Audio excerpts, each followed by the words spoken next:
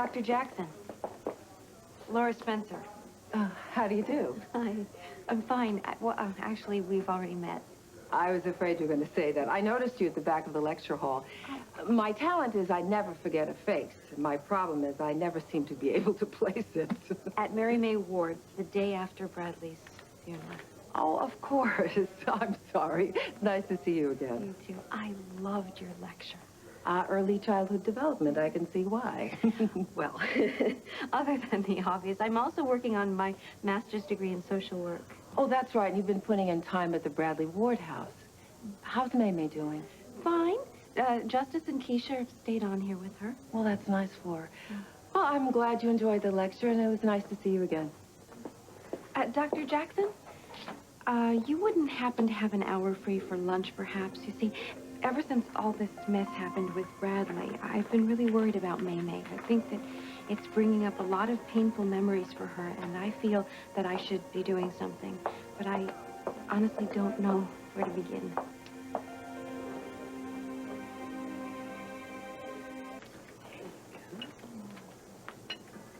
What amazes me about May is how she relates to the smallest ones. Truly, she'll get right down on the floor and she'll see the world through the eyes of a 3-year-old.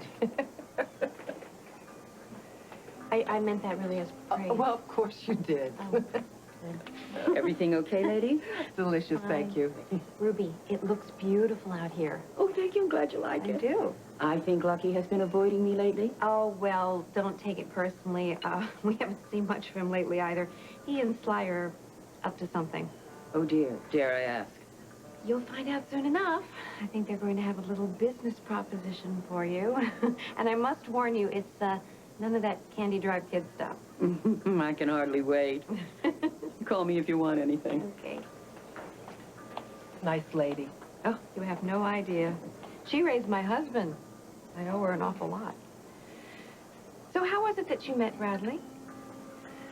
Oh, feels like another lifetime. Let me see. I was a school psychologist, and my husband, well, my former husband, was the principal of Charles Street High School.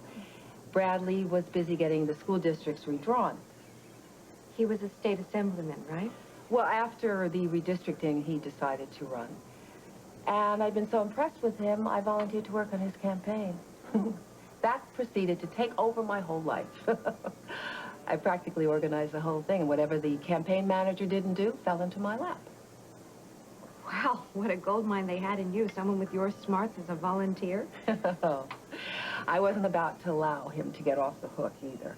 After Bradley won, I resigned my job and went to work for him full-time in the Port Charles office. Wow. Well, that's a very nice life, doing something that you really love and getting paid for it. Well, the reason I loved it so much was Bradley. No one worked harder than that man.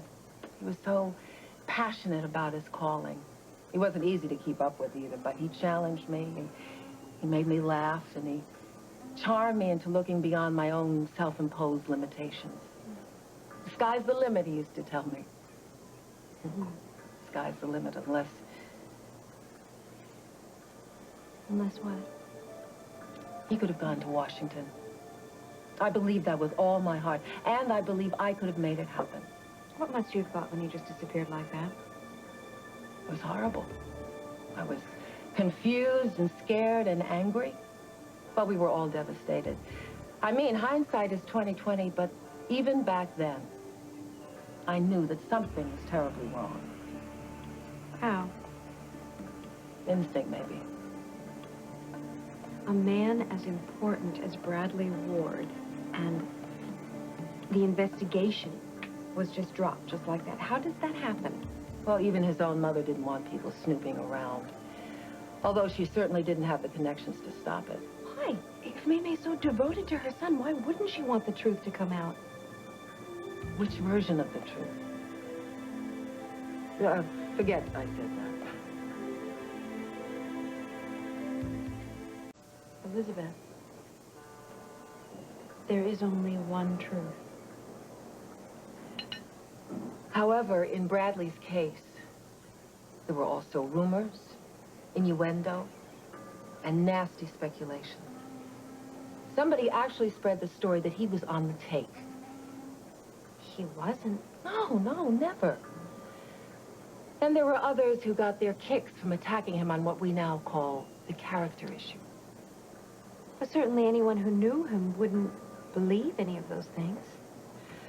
Look, Laura, when a powerful person suddenly seems to disappear into thin air, people love to imagine all sorts of things. It was getting ugly. And Bradley had a lovely wife and a beautiful family who would suffer enough from his loss. And you think that Mary May was protecting them from vicious gossip? She still does. To say nothing of how the community drew its strength from Bradley. To have shattered that would have undone years of his work.